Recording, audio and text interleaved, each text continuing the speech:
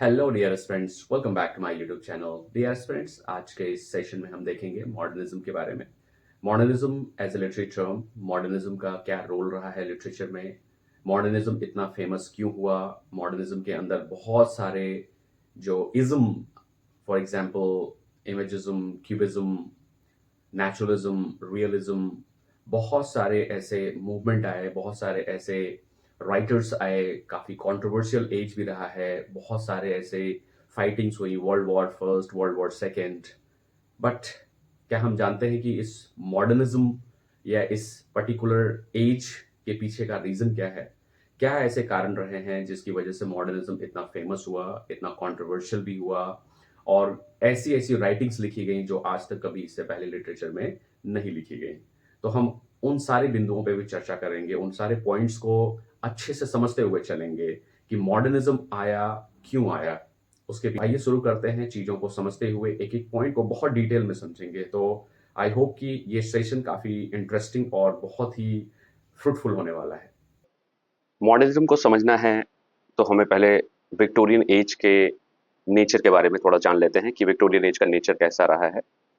तो आज के टॉपिक के हिसाब से अगर हम हमारा टॉपिक है रूट्स ऑफ मॉडर्निज्म, तो विक्टोरियन एज के सेंसिबिलिटी, उनके नेचर को भी जानना जरूरी है। तो विक्टोरियन एज से शुरुआत करते हैं। विक्टोरियन एज का जो टाइम स्पैन रहा है 1837 to 1901 is about the strict code of conduct, discipline and moral values. ये विक्टोरियन एज का एक नेचर है, उसकी क्वालिटी है कि बहुत ही स्ट्रिक्ट कोड ऑफ कंडक्ट की बात होती है, डिसिप्लिन की बात होती है, मोरल वैल्यूज की बात होती है। Society was highly class based.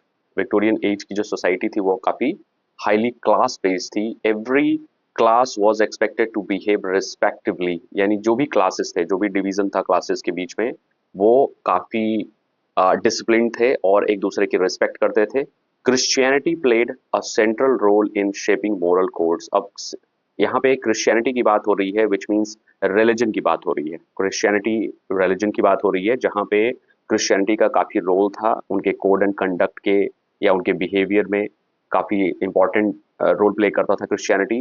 Modesty, purity and self control, तो ये और भी क्वालिटी उसमें ऐड हो रही है कि मोडेस्टी थी, प्योरिटी थी इस एज के अंदर, सेल्फ कंट्रोल था, and were highly valued. Open talk about sexuality was taboo. ठीक है, सेक्सुअलिटी जो है वहां पे बहुत ही खुलकर चीजें नहीं बात की जाती थी, चाहे वो किसी भी तरह की सेक्सुअलिटी की बात हो रही है। फॉर एग्जाम्पल, अगर protagonist and male and female के बीच भी कुछ ऐसे सीन्स वगैरह नॉवेल्स में दिखा दिए जाते थे तो वो भी गलत माना जाता था। ये कुछ मैंने चीजें दिखाने की कोशिश की है कि नेचर ऑफ विक्टोरियन एज क्या रहा है। अब हमें इसका एक रूट बताने की मेरी कोशिश होगी कि आपको मैं समझा सकूं कि विक्टोरियन सोसाइटी से कैसे चीजें धीरे धीरे निकलकर सामने आती हैं, वो कौन से ऐसे रूट्स हैं जो कि मॉडर्न एज को आगे लेकर आते हैं और मॉडर्न एज हमारे सामने आता है एक नए रूप में, एक रेवोल्यूशनरी और उसके अगेंस्ट में। तो कौन कौन सी चीजें इंपॉर्टेंट है उसको हम पॉइंट आउट करते हुए चलेंगे, चीजों को समझते हुए चलेंगे। जो सबसे पहला इंपॉर्टेंट पॉइंट मेरे मेरे हिसाब से है वो है कार्ल मार्क्स का कम्युनिस्ट मैनिफेस्टो। अगर कार्ल मार्क्स की बात हो रही है तो कैपिटलिज्म की बात होगी, और कैपिटलिज्म की बात हो रही है तो इंडस्ट्रियलाइजेशन की बात होगी।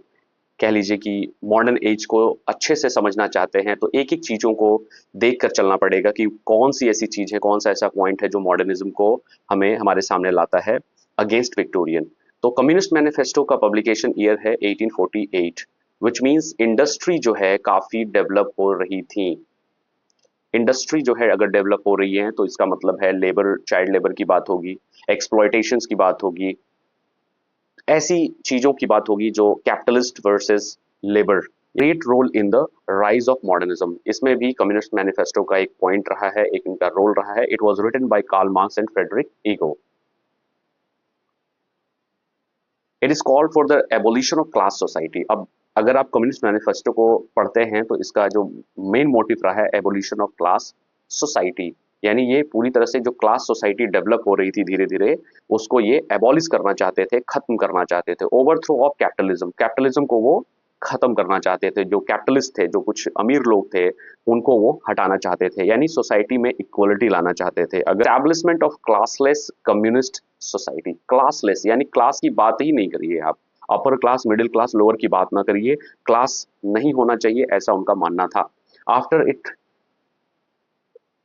After its publication, working class consciousness grew stronger, leading to trade unions, revolution, labor rights movement. अब इस बुक के पब्लिश होने के बाद लोगों के अंदर जागरूकता आई और वर्किंग क्लास कॉन्सियसनेस, जो हमारा वर्किंग क्लास था, जो काम करता था इंडस्ट्री में, उसके अंदर एक कॉन्सियसनेस आती है। वो अब धीरे धीरे चीजों को विरोध करना शुरू करता है। लीडिंग टू ट्रेड यूनियंस, बहुत सारे ट्रेड यूनियंस बनते हैं, रेवोल्यूशन होती है, क्रांति आती है, एंड लेबर राइट।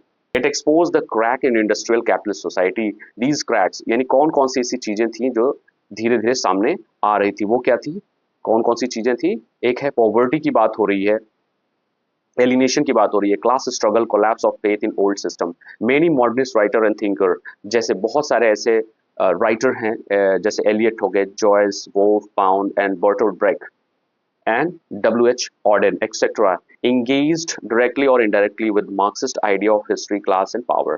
मार्क्सिस्ट या मार्क्सिज्म जो एक आइडियोलॉजी है, उसको लेकर मॉडर्निस्ट राइटर ने काफी कुछ लिखा है, चाहे एलियट हो, जॉयस हो, वर्जीनिया वुल्फ हो, एजरा पाउंड हो, और बर्टोल्ड ब्रेक ने भी बहुत कुछ लिखा है। W.H. ऑडेन ने अपनी पोइट्री में कैपिटलिज्म को या मार्क्सिस्ट आइडियोलॉजी को काफी हद तक दिखाने की कोशिश की है, चीजों को समझाने की कोशिश की है। आगे देखते हैं। When Charles Darwin's On the Origin of Species, 1859 में ये किताब पब्लिश होती है, वेल नोन बुक है, काफी फेमस है साइंस के पर्सपेक्टिव से। और ये क्या करती है, ये बुक किस चीज की बात करती है, ये बात करती है evolution of by natural selection. हमारा जो एवोल्यूशन है, जो हमारा विकास है, जो क्रम है डेवलपमेंट का, वो नेचुरल सिलेक्शन की बात करती है। विक्टोरियन सोसाइटी में ऑलरेडी क्रिश्चियनिटी या फिर रिलीजन काफी स्टैब्लिश था, यानी लोग जो है blind foldedly Jesus Christ, mother मेरी या क्रिश्चियनिटी को फॉलो करते थे। उनका मानना था कि ये सारा हमारा जो ह्यूमन बीइंग है, हम ह्यूमन बीइंग्स और जो ये पूरा वर्ल्ड क्रिएट है, ये सब कुछ जो है गॉड क्रिएटेड है, यानी गॉड के द्वारा क्रिएट किया गया है। चार्ल्स डार्विन की ओरिजिन ऑफ स्पीसीज के पब्लिकेशन के बाद सोसाइटी डिवाइड हो जाती है, दो भागों में बढ़ती है। पहला है रिलीजन, जो ऑलरेडी स्टैब्लिश्ड नॉर्म था। दूसरा है साइंस, जो कि एक नया आ रहा था या वो डेवलप हो रहा था, इवॉल्व हो रहा था। लोगों के दिमाग में अब साइंस की बातें आ रही थी, लोगों ने सोचना शुरू किया, नहीं, हमारा जो विकास हुआ है एक एवोल्यूशन से हुआ है, हम ग्रेजुअली चीज, हमारे अंदर वो जो डेवलपमेंट आया है वो सडनली नहीं आया है और हमें गॉड ने क्रिएट नहीं किया, ऐसा उनका मानना था। तो एक ही परिवार में अगर फादर रिलीजियस हैं तो बेटा जो है साइंटिफिक बेंट ऑफ माइंड का है। यहाँ पे डिवीजन ऑफ सोसाइटी की बात होती है, यानी हमने एक टर्म सुना है विक्टोरियन कॉम्प्रोमाइज। ये टर्म इसलिए आया क्योंकि दो लोगों के बीच कॉम्प्रोमाइज करने की बात हो रही है, यानी साइंस के लोगों की और रिलीजन के लोगों की कॉम्प्रोमाइज की बात हो रही है, इसीलिए हम उसको विक्टोरियन कॉम्प्रोमाइज कहते हैं। इसको मैं जेनेसिस में जो बताया गया है कि हमारा क्रिएशन कैसे हुआ, गॉड ने हमें क्रिएट किया, एडम एंड ईव हमारे जो है फोर फादर्स रहे हैं, इसको इन्होंने एक टोटल जो है ब्रेक डाउन हो गया इस पूरी आइडियोलॉजी का, इस पूरे पर्सपेक्टिव का, which most Victorian took as literal truth, जो कि सारे विक्टोरियन मानते थे कि ये गॉड क्रिएटेड है, लेकिन साइंस के ने इसको जो है डिस्कार्ड कर दिया। Many Victorians felt faith was shaken. बहुत सारे ऐसे विक्टोरियन थे जिनका फेथ को शेकन मतलब होता है एक तरह से हिल गया, उनको लगा कि अरे ये क्या हो गया, ऐसा कैसे हो सकता है कि साइंस जो है इतना डेवलप और साइंस ने उनके पूरे फेथ को जो है हिलाकर रख दिया। और यहाँ पे दो चीजें आती हैं, पहला है फेथ और दूसरा है डाउट। अब जब दिमाग में डाउट आता है तो हमारी आइडियोलॉजी, हमारा फेथ, हमारा जो सबकॉन्शियस माइंड है जिसके अंदर बहुत कुछ चीजें होती हैं, वो सब कुछ जो है एक तरह से शैटर होने लगता है और चीजें बदलने लगती हैं। Because of Darwin's theory suggested that life evolve gradually. Darwin कहता है हमारी लाइफ ग्रेजुअली इवॉल्व हो रही है, not created in fixed form of God. जब the Victorian society was split into two section, जो कि मैंने अभी चर्चा की कि दो सेक्शन में बढ़ चुका था। पहला है डार्विनियन, डार्विनियंस के जो फॉलोअर्स थे वो साइंस के फॉलोअर्स थे, रीजनिंग आ गई थी उनके अंदर, दिमाग में सोचने समझने की क्षमता ज्यादा प्रोग्रेस कर रही थी। और ट्रेडिशनलिस्ट जो हैं, यानी कि वो रिलीजन को मानने वाले, वो जो अभी भी फेथ में, मोरालिटी में और बाइबल में अभी भी उनके अंदर फेथ था, वो बिलीफ था। This also gave birth to social Darwinism. और ये डार्विनियन थियरी के बाद जो है एक सोशल डार्विनिज्म आता है, एक टर्म है जो कि हर्बर्ट स्पेंसर ने इसको अप्लाई किया, जिसमें उन्होंने कहा है सर्वाइवल ऑफ द फिटेस्ट। यानी Henrik Ibsen's play A Doll's House, published in 1879, is one of the most influential work that shaped the idea of new women. अब यहाँ पे एक न्यू वुमेन का आइडिया है। ये न्यू वुमेन का idea क्या है, इसको समझ लेते हैं। न्यू वुमेन एक ऐसा आइडिया है, इसके पीछे का लॉजिक क्या है कि विक्टोरियन सोसाइटी में महिलाओं को पूरे अधिकार नहीं थे, ना वोटिंग का अधिकार, जाहिर सी बात है डेमोक्रेसी नहीं थी, कपड़े पूरे पहनने होते थे, बाहर यूनिवर्सिटी में वो जा नहीं सकती थी, घर में रहिए, घर में पढ़ाई होगी और घर के सारे काम को सीखिए। आप चाहे जॉर्ज एलियट के नॉवेल्स को पढ़िए, चाहे विलियम मैकबेथ ठाकरे के पढ़िए, या फिर चार्ल्स डिकेंस के पढ़िए, आप उनके नॉवेल्स में हेनरी जेम्स के नॉवेल्स को पढ़िए, आपको टिपिकल विक्टोरियन वुमेन का एक इमेज सामने आती है। तो न्यू वुमेन क्या है? न्यू वुमेन है कि पुरुषों को आप जो है एक तरह से चैलेंज करना है, यानी उनके जो थॉट हैं, उनका जो विचार हैं, अगर आप उसे उससे अलग विचार रखती हैं तो वो न्यू वुमेन है। यानी एक ऐसी वुमेन जो अपने अधिकार के लिए सामने आती है और चीज़ों को स्पष्ट रूप से रखती है, यानी उसके अंदर भी पावर है कि वो घर चला सकती है, वो बाहर के भी काम देख सकती है।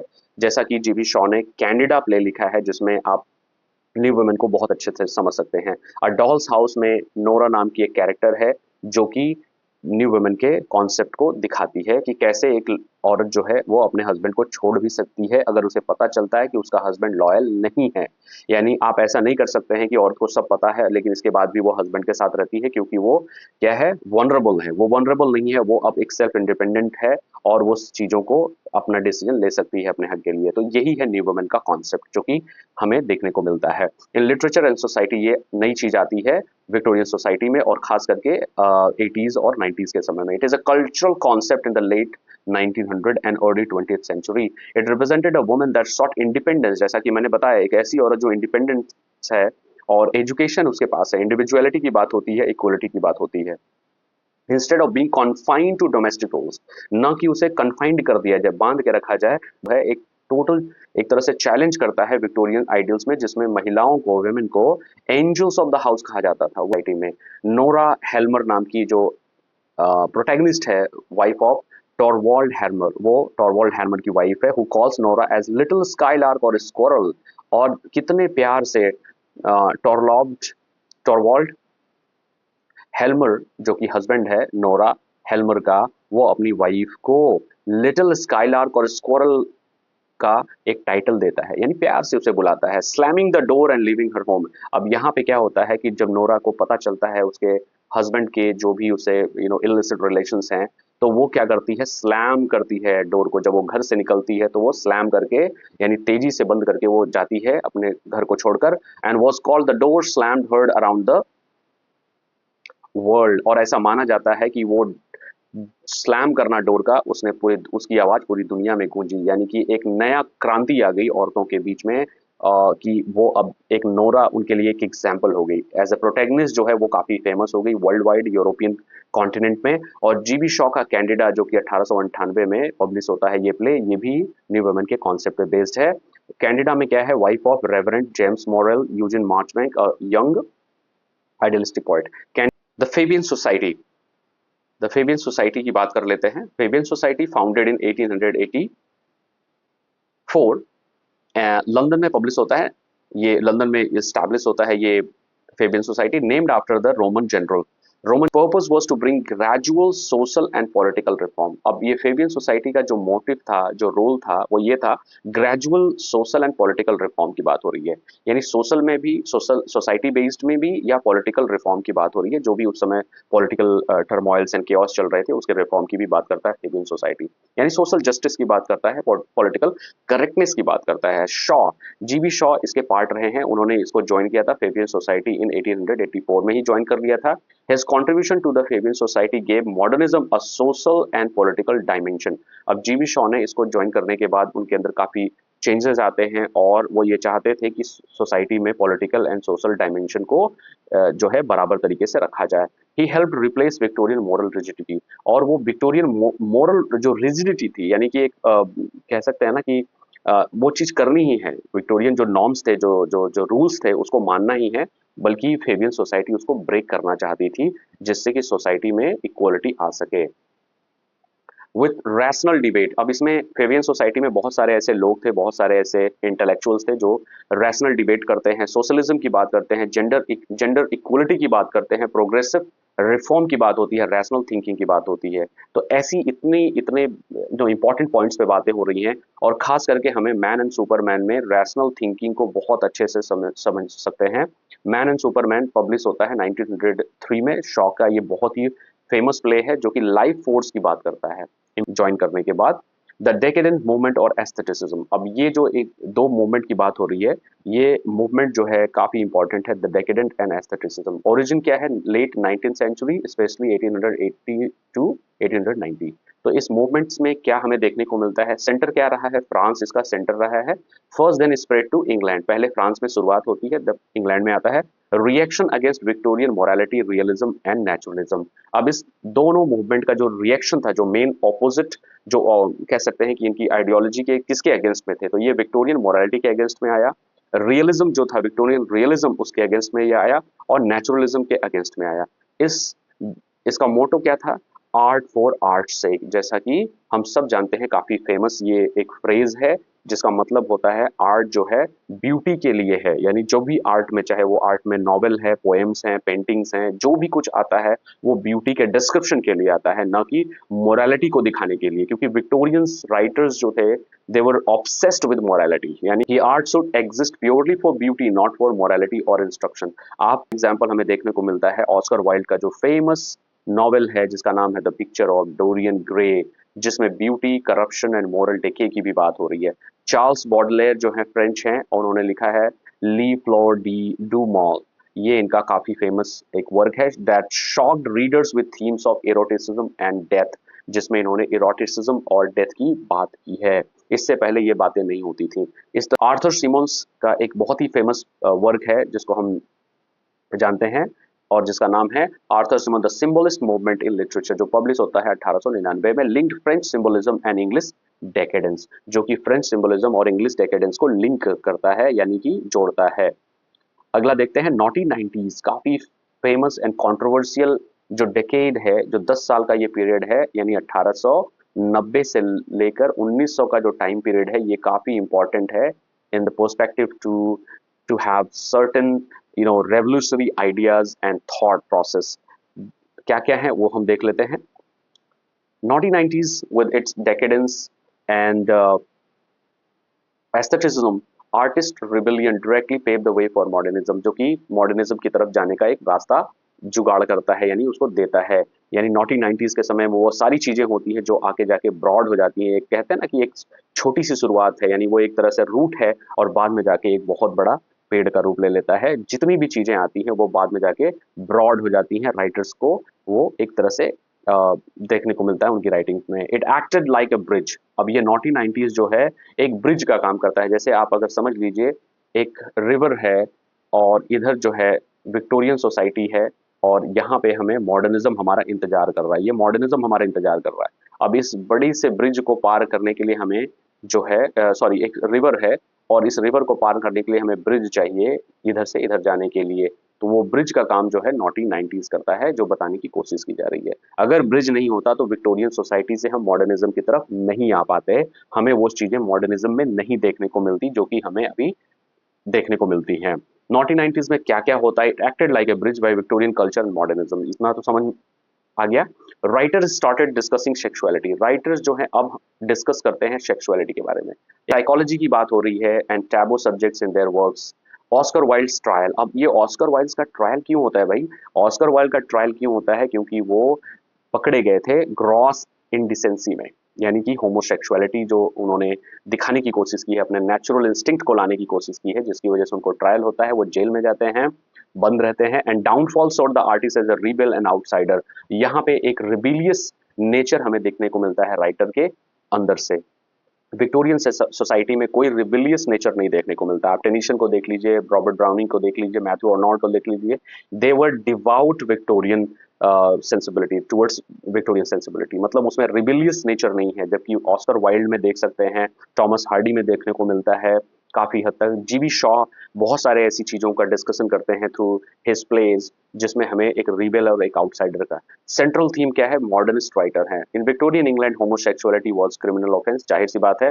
The picture of Dorian Gray 1890 Salome इनका वर्क है ऑस्कर वाइल्ड का।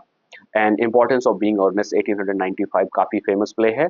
डी प्रोफंडिस ये भी इनका इंपॉर्टेंट वर्क है, रिटन इन 1897, और ये जेल में ही रहकर लिखते हैं इस वर्क को। a long letter to Lord Alfred Douglas। और एक्चुअली ये एक लेटर फॉर्म है जो अपने दोस्त को लिखते हैं, जो जिनका नाम है Lord Alfred Douglas. The ballad of Reading gaol 1898 written after prison, यानी प्रिजन के 90 का जो के बाद का जो टाइम पीरियड है वो काफ़ी इंपॉर्टेंट है, क्योंकि मॉडर्निस्ट जो एक सेंसिबिलिटी डेवलप होती है बहुत ज़्यादा आगे चलकर उसको हमें देखने को मिलती है। Several magazines rejected it. अब इस नॉवेल को बहुत सारे लोगों ने रिजेक्ट किया। अब आप समझ सकते हैं कि एक नॉवेल जो मैगजीन में पब्लिश होती है उसको पब्लिशर रिजेक्ट करते हैं because of its sexual themes, क्योंकि इसके अंदर जो है बहुत सारे उनको लगता है कि सेक्सुअल थीम्स हैं इसके अंदर देखने को मिलती है। चैलेंजिंग विक्टोरियन मोरालिटी, जो कि नॉवेल पब्लिश नहीं होगी। पर्टिकुलरली टेस्ट सिडक्शन, यहाँ पे टेस्ट के सिडक्शन की बात हो रही है, जो कि किसके द्वारा होता है, एलेक डोवलिस के द्वारा होता है। एक सीन होता है जिसमें टेस्ट जो हमारी प्रोटैगनिस्ट है इस नॉवेल की, उसका एक सिडक्शन सीन है जो कि एलेक करता है, और ये चीजें देखने के बाद जो है पब्लिशर ने कहा कि आपकी नॉवेल को पब्लिश नहीं किया जाएगा।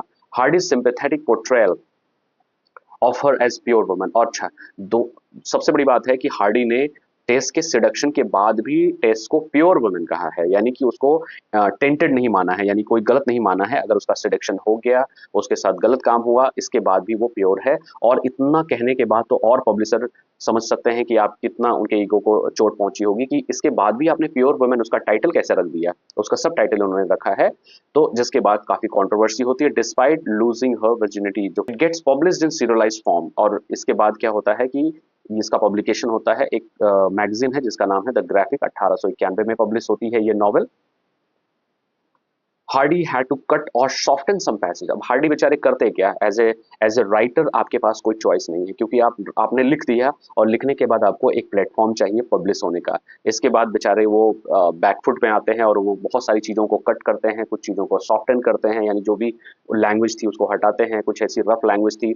Specially the explicit part about sexuality and Tess illegitimate child. और टेस्ट को बच्चा भी होता है, एलिजिटमेट होता है, उसको भी वो कुछ सीन्स को हटाते हैं।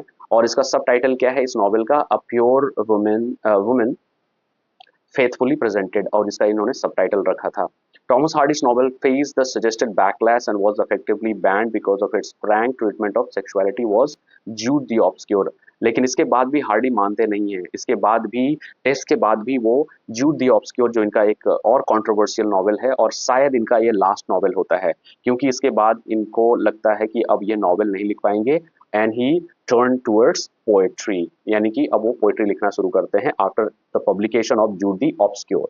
क्यों करते हैं, क्योंकि वो थक चुके हैं, वो हार चुके हैं इन पब्लिशर्स से, जो बार बार उनके नॉवेल्स में कट एंड पेस्ट की बात करता है, जो जिसमें इन्होंने दिखाने की कोशिश की है कि जूड जो प्रोटैगनिस्ट है और शिव जो है फीमेल प्रोटैगनिस्ट है, मेन कैरेक्टर हैं, लिव टुगेदर विदाउट मैरिंग, और वो साथ रहते हैं विदाउट मैरिंग, मतलब बिना शादी के। रिजेक्ट कन्वेंशनल सोशल वैल्यू, जो कि मोरालिटी, विक्टोरियन मोरालिटी के सीधे खिलाफ है। यानी कोई सोच नहीं सकता था कि विक्टोरियन टाइम में भी कोई दो कैरेक्टर मेल और फीमेल एक साथ बिना शादी के रह सकते हैं, जो कि जूड द ऑब्सक्योर में थॉमस हार्डी ने दिखाया है, विच वाज कंसिडर्ड स्कैंडलस, जो कि एक तरह से स्कैंडलस है सोसाइटी के पर्सपेक्टिव से। सिगमंड फ्रॉयड अगला नाम आता है, और सिगमंड फ्रॉयड का क्या रोल रहा है मॉडर्निज्म को लाने में, उसको देख लेते हैं। Sigmund Freud gave artist a new language for inner self.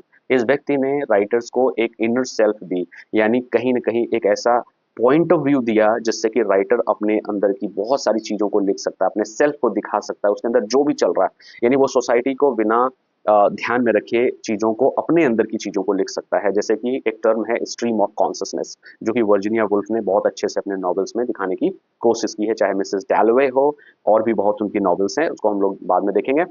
His theory of the unconscious. अब फ्रॉयड ने क्या क्या थ्योरीज दी हैं, वो उसमें अनकॉन्शियस है, रिप्रेशन की बात होती है, sexuality, reshaped how modernist writers and artist represented human experience. उसने दिखाने की कोशिश की है कि ह्यूमन एक्सपीरियंस कितना इंपॉर्टेंट होता है, न कि सोशल एक्सपीरियंस, यानी सोसाइटी से लिया हुआ उधार अनुभव काम नहीं आता है। आपके पर्सनल और बहुत ही पायस जो एक्सपीरियंसेस होते हैं वो ज्यादा मैटर करते हैं according to Freud, instead of external events. वो एक्सटर्नल इवेंट को वैल्यू नहीं देता है। फ्रॉयड कहता है ये उधार का अनुभव काम नहीं आता है। टर्न इनवर्ड्स, अपने अंदर की तरफ देखिए, झांकिए क्या है। एक्सप्लोरिंग ड्रीम्स, अपने सपनों के बारे में सोचिए। इनर कॉन्फ्लिक्ट, जो आपके अंदर द्वंद्व चल रहे हैं। एंड हिडन डिजायर्स, जो अंदर ही अंदर बहुत सारी इच्छाएं होती हैं, उसको दबाने की कोशिश मत करिए। अगर आप टी.एस. एलियट का प्रूफ्रॉक पोएम पढ़ते हैं तो आपको साफ समझ में आ जाता है। एक मोनोलॉग जो चलता है हमारे अंदर जब हम अपने आप से बातें करते हैं, अपने कॉन्फ्लिक्ट के बारे में, अपने डिजायर्स एस्पिरेशंस की बात करते हैं, तो बहुत सारी चीजें सामने निकल कर आती हैं, जिसमें से जॉयस, वोल्फ एंड एलियट इसका प्राइम एग्जाम्पल है। सम ऑफ हिज मेन आइडियाज, उसके कौन कौन से आइडियाज थे, जैसे the unconscious mind, dreams, repression, psycho analysis and Oedipus complex and Electra complex etcetera.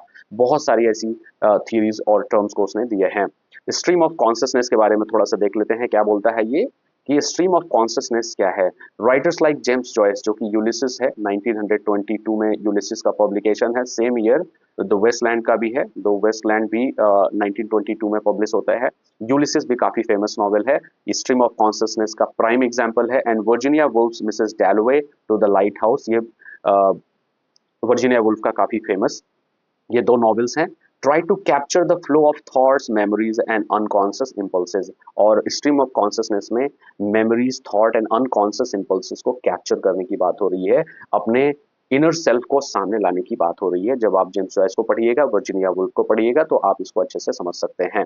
तो आई होप कि ये सेशन आपको समझ में आया होगा। ये मैंने अपनी पूरी कोशिश की है मॉडर्निज्म के पर्सपेक्टिव को समझने के लिए, मॉडर्निज्म क्यों इंपॉर्टेंट है, कितना रिबिलियस रहा है। आई होप कि चीजों को आप समझेंगे। मिलते